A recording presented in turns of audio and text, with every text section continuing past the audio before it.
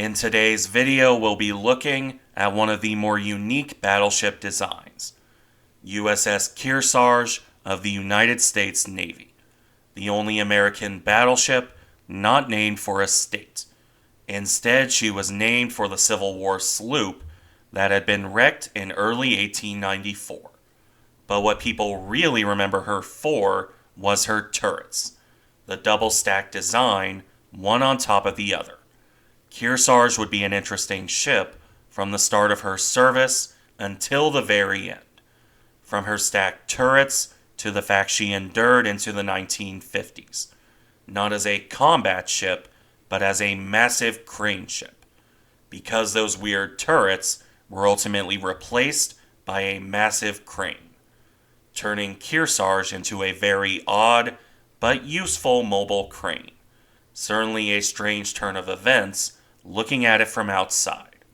Now, of course, no one could have expected this when the ship was first laid down.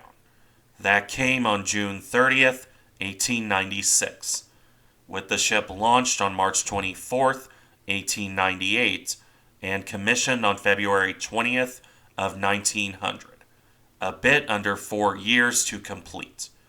As a result, Kearsarge was a bit outdated when she finally entered service, not to mention the oddities in her design, which came from two areas: compromises in design and a tortured development process, mostly revolving around the strangest part of the ship, that being the weaponry.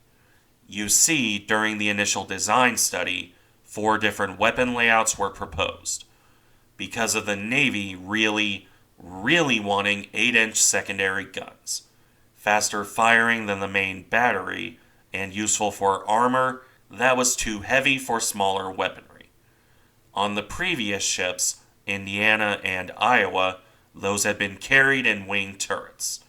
However, that wouldn't be viable on Kearsarge. A new quick-firing 5-inch gun had recently been developed. Early ideas to put these in turrets were discarded on weight concerns. Instead, the new battleship would have a set of casements carried amidships to carry these guns. The problem was, this interfered with the 8-inch battery. The Navy chose to carry 14 of those new 5-inch guns, which resulted in a massive casement pushing the 8-inch battery towards the ends of the ship. As a result, you got the 4 different design concepts. Design A had 4 turrets, 2 on the center line, and 2 wing mounts. Design B had 2 turrets on the forward beam and 1 on the stern. Design C had 2 super-firing turrets carried above the main battery. And Design D had just 2 wing turrets. None of these would end up going anywhere. Instead, Kearsarge would end up with the interesting double-stack turret. This design saw a twin gun mount rigidly fixed atop the main battery turret. This meant that the 8-inch guns were tied to the rotation of the main battery. They couldn't rotate on their own to target other areas. This was justified on the basis that all the guns would point at the middle of a target anyway, especially at longer ranges, and that the main turret could rotate and change targets, allowing the 8-inch gun to fire while the main battery was reloaded. This design wasn't without its issues. For example, the guns were carried so far back that the gun ports were massive, and by extension, a massive potential vulnerability.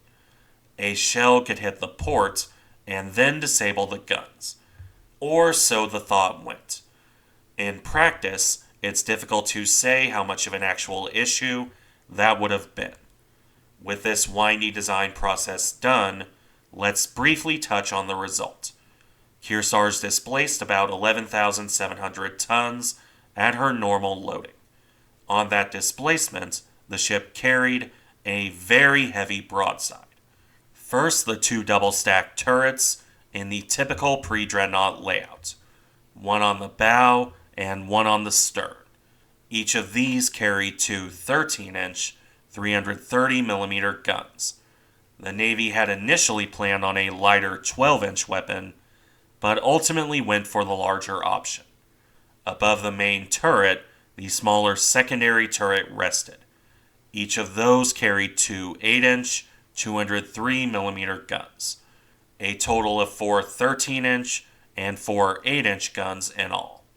The tertiary battery, meanwhile, consisted of 14 casement-mounted 5-inch guns, and then 26-pounders for anti-torpedo boat work, along with a further 8 1-pounder guns.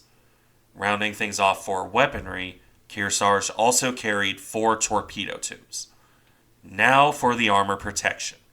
The main belt was 16.5 inches at its thickest, with a 5-inch thick upper belt between the two turrets, and 6-inch casement armor mounted above that, along with 4-inch armor over the bow. The ship also had an innovative curved armor deck. This curved at the sides before connecting to the bottom edge of the belt, ranging in thickness from 2.75 inches to 3 inches, depending on location.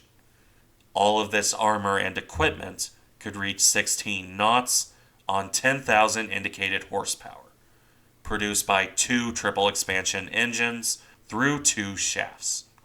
And with that finishing off the long design history, let's talk service, such as it was. As it turned out, Kearsarge had a mostly quiet life, for better or worse. As said earlier, this service began on February 20th, 1900, at the turn of the century, with technology continuing to march on.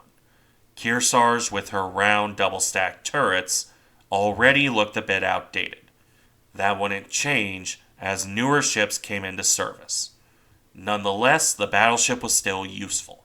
For the following 3 years, she would spend her time training and working up, as her crew got used to the ship.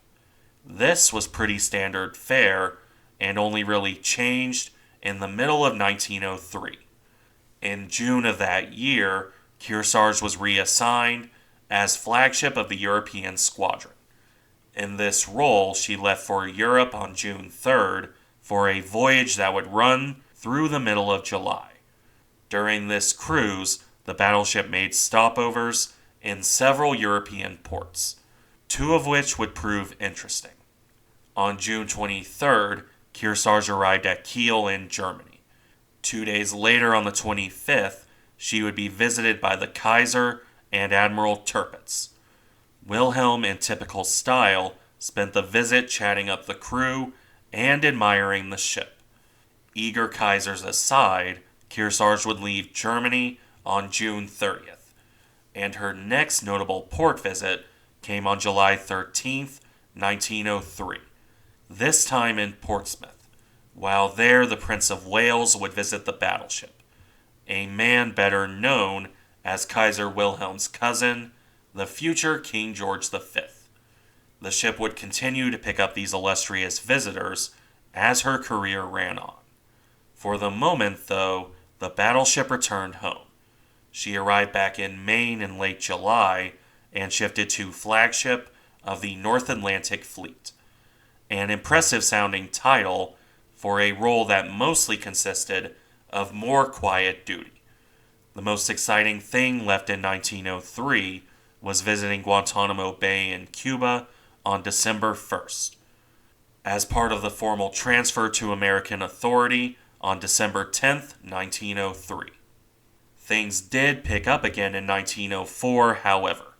Kearsarge returned to Europe, this time with other battleships. They arrived in Portugal on June 11th, where Kearsarge would have another royal visit, this time the King and Queen of Portugal. Instead of returning home when this was done, the battleships would instead sail on to Greece. They arrived near Athens on June 30th, where Kearsarge was visited by the King of Greece. In addition to growing her collection of royal visits, there was another reason for this detour. There were some issues in Ottoman-American relations at the time, mostly in relation to giving American schools and religious institutions the same protected status that Europeans had in Ottoman lands. The Sultan and his government repeatedly refused this, so the battleships were sent as a show of force. Admittedly, this gunboat diplomacy achieved its goal. Eventually, after more posturing between the governments, including a visit to Smyrna by 3 cruisers, the Ottomans caved. This came in August 1904, fairly typical of early 20th century diplomatic tensions. During all of this, Kearsarge visited multiple ports, Corfu, Trieste, and Fiume being the notable ones. Either way, Kearsarge was back home by September 1904. For the next couple years, not much of note occurred. The battleship would continue training and other peacetime duties, interspersed with various refits, such as the removal of her torpedo tubes in December 1905. Beyond that, nothing much until April 13, 1906. On that day, the battleship was conducting shooting drills off the coast of Cuba, when a fire broke out in her forward main battery turret. This led to the loss of 10 men, 2 officers, and 8 sailors, while 5 others were seriously wounded. After this damage was repaired, the ship returned to her training. This would last until the end of 1907, when Kearsarge joined up with the Great White Fleet. If you aren't familiar, this saw 16 American battleships, done up in brilliant white paint, sent on a world cruise. Teddy Roosevelt wanted to display American naval power while visiting countries across the globe. Of course, the fleet was universally obsolescent at best. This was December 1907. HMS Dreadnought was nearly 2 years old by this point, and the Great White Fleet consisted entirely of pre-dreadnoughts. In any event, Kearsarge's part of this voyage was firmly average. She didn't stand out one way or the other compared to the other battleships. So I'll leave the story of the Great White Fleet for a dedicated video in the future. For now, the voyage came to an end for Kearsarge on March 7th, 1909, when she pulled into Philadelphia Navy Yard for much-needed repair and refit. This would ultimately turn into a full modernization. Kearsarge received new lattice masts along with modern boilers, and another 4 5-inch guns, replacing all the 1-pounder guns and 16 of the 6-pounders. When this concluded, the battleship was placed in reserve. Modernized or not, she was still outdated. Kearsarge only returned to service on June 23rd of 1915. This wasn't due to the Great War currently engulfing Europe. Instead, it was because of revolution in Mexico. This saw Kearsarge pulled out of reserve, where she would operate along the Atlantic coast. Before, in September, the ship carried a detachment of Marines down to Veracruz.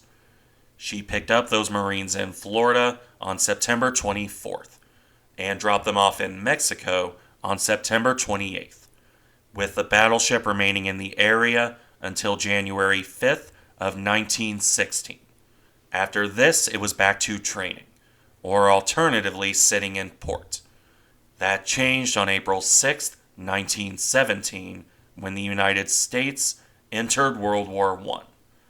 Kearsarge happened to be in Boston Harbor, where she helped capture several German ocean liners, including the famous America. That's America with a K. These ships had already been interned in Boston, but this formalized things, with American forces storming aboard under Kearsarge's guns. As for the battleship herself, Kearsarge returned to training duty. The Navy recognized that she was outdated, even for convoy escort. So she was kept close to home during the war, never once seeing actual combat. The closest she came was picking up survivors of a torpedoed Norwegian ship in August 1918. With the end of the war, Kearsarge continued training sailors. This lasted until May of 1920, when the ship was decommissioned, and then converted into a crane ship, receiving the inspiring name of Crane Ship Number 1. That was on August 5th, 1920. This involved removing the entire superstructure and the fitting of massive hull blisters for added stability, matched by the equally massive crane that could lift up to 250 tons.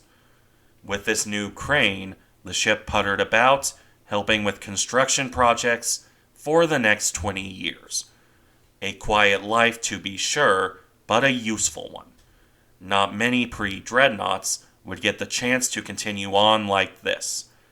She even continued to be called Kearsarge until the Navy put its foot down on November 6, 1941. The name Kearsarge would go to CV-12 until that ship was renamed Hornet. Then it continued on to CV-33.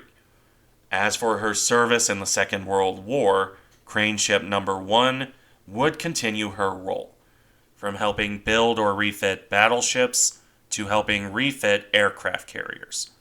This kept her busy during the war years and even a bit after 1945, including raising a sunken trawler Lynn in 1952, as well as helping assemble her replacement, the ex-German crane ship YD-171.